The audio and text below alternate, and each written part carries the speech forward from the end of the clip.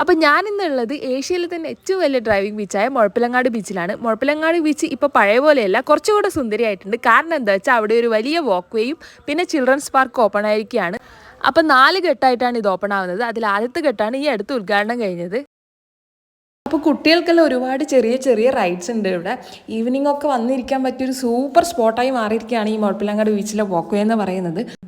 കുട്ടികൾക്ക് മാത്രമല്ല മുതിർന്നവർക്കും ഇതൊരു വ്യത്യസ്ത അനുഭവം കൂടിയാണ്. നല്ല കടൽക്കാറ്റും കൊണ്ട് ഇങ്ങനെ നടക്കാം. ഭയങ്കര ബ്യൂട്ടിഫുൾ ആയിട്ടാണ് ഈ ഒരു വാക്ക് വേ ഉള്ളത്.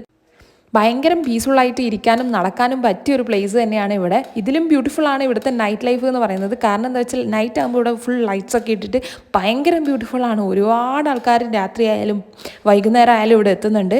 അപ്പം ഇത്രയും ബ്യൂട്ടിഫുള്ളായിട്ട് പിന്നെ മുഴപ്പിലങ്ങാട് ബീച്ച് കാണുന്നത് തന്നെ ഇതാദ്യമായിട്ടാണ്. അപ്പോൾ നിങ്ങളെല്ലാവരും ഇവിടെ വന്നിട്ട് എക്സ്പീരിയൻസ് ചെയ്യുക മുഴപ്പിലങ്ങാട് ബീച്ചിലെ നൈറ്റ് ലൈഫും കാര്യങ്ങളൊക്കെ. അപ്പോൾ വീഡിയോ ഇഷ്ടപ്പെട്ടിട്ടുണ്ടെങ്കിൽ ലൈക്ക് ചെയ്യുക, ഷെയർ ചെയ്യുക, സബ്സ്ക്രൈബ് ചെയ്യുക. താങ്ക്